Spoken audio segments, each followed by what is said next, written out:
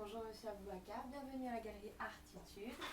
Nous sommes heureux de vous accueillir ici dans notre galerie et de nous faire découvrir, partager vos sculptures, vos masques et toute la richesse qui les entoure.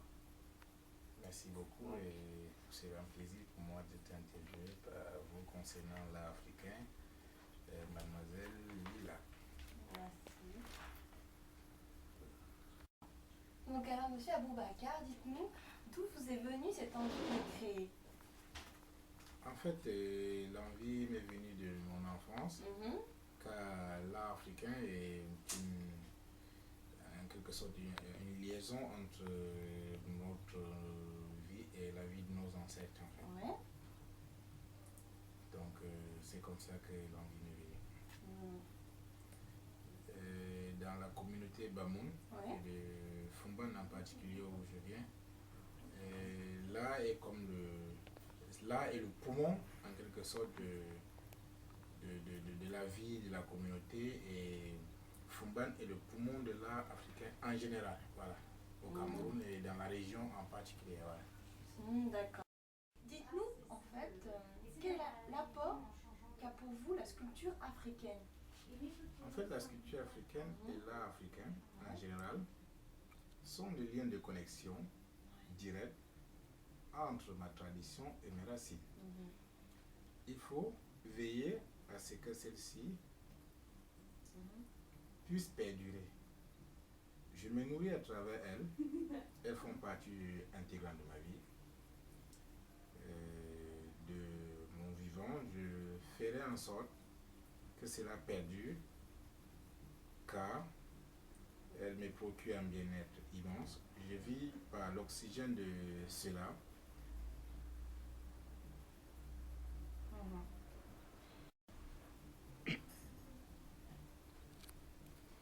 Est-ce que justement vous vous limitez à la sculpture?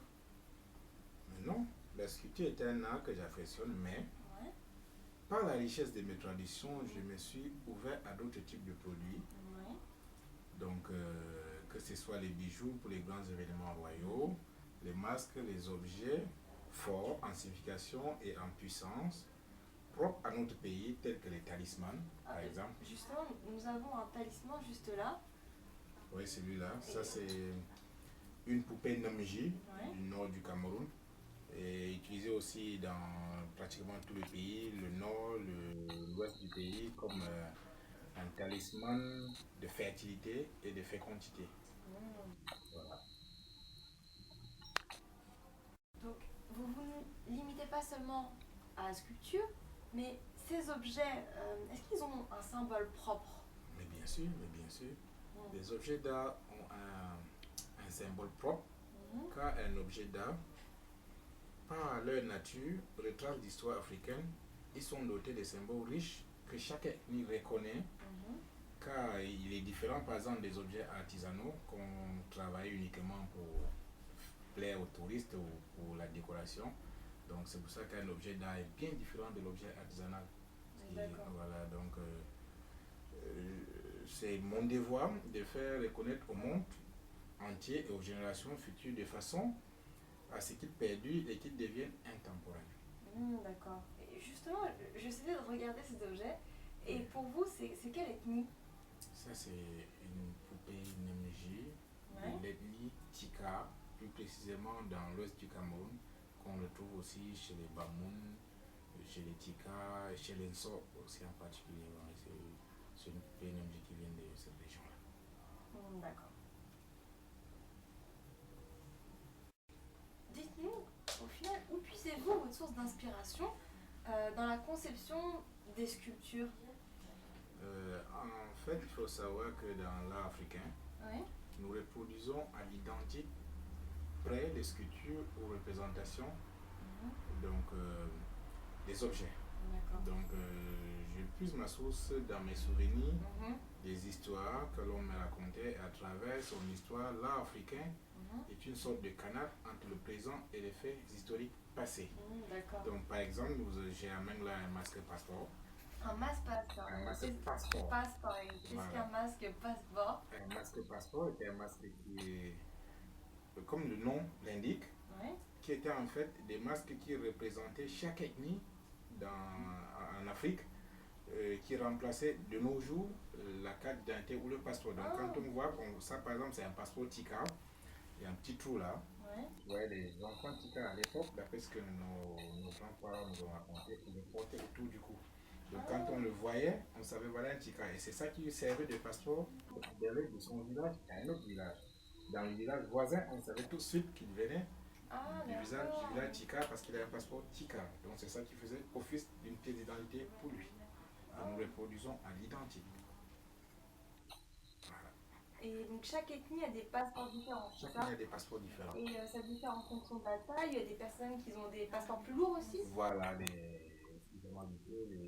grands avaient des passeports un peu plus lourds et les enfants avaient des passeports de l'ethnie plus petits. D'accord. Et donc pour ça, c'est une femme ou c'est moyen? Ça, c'est un passeport pour un jeune. Ah, c'est pour un petit. Donc c'était voilà, c'était porté par une fille comme un garçon. Parce qu'en fait, ce n'était pas le sexe qui était important, c'était l'identification de l'ethnie qui était importante. Et est-ce que le visage diffère selon l'âge, justement?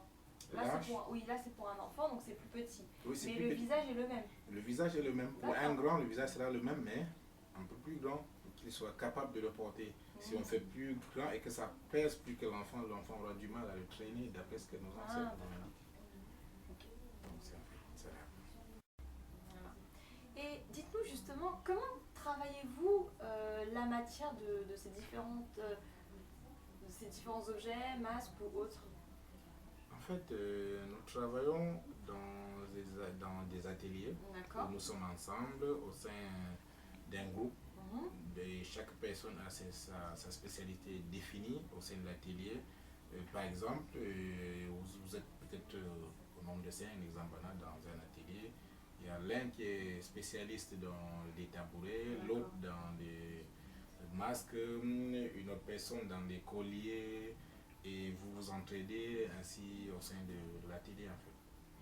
D'accord. C'est comme ça qu'on travaille. Et justement, est-ce que l'art africain est ouvert à d'autres conceptions? Mais oui, effectivement, la richesse africaine grandissant conçoit également des tissus symboliques à base de coton, voilà, naturel, typique, effectués par des grands artisans et qui sont portés pendant des grandes cérémonies, par exemple mariage, intronisation et autres quoi. D'accord, mais les personnalités royales, ils le portent en permanence, c'est bien ça? Ils le portent en permanence, mais ils ont aussi des tissus typiques qu'ils portent traditionnels, voilà, dans des occasions uniques et propres quoi. D'accord. D'accord.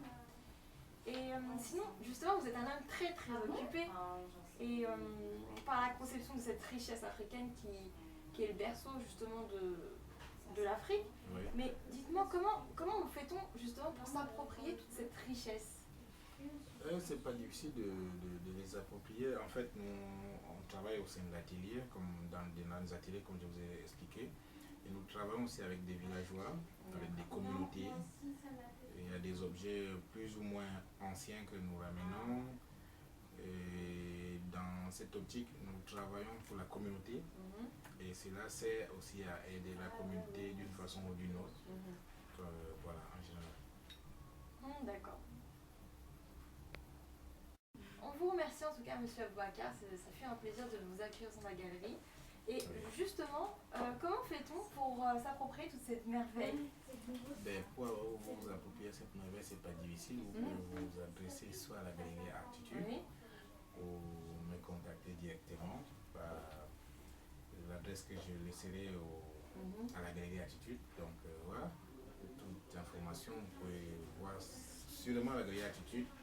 J'ai fait aussi dans la restauration, des pièces cassées par exemple, les rangements, de la mise en valeur des pièces D'accord. dans les maisons, dans des vitrines. Et voilà, donc, comme je vous ai dit, vous pouvez contacter la galerie Attitude. Vous me trouverez dans tous les cas, vous aurez tous mon contact là-bas. Par mail et par téléphone. Et par téléphone, voilà. On vous remercie pour tout, monsieur Aboubakar. C'est moi À qui vous très remercie. vite et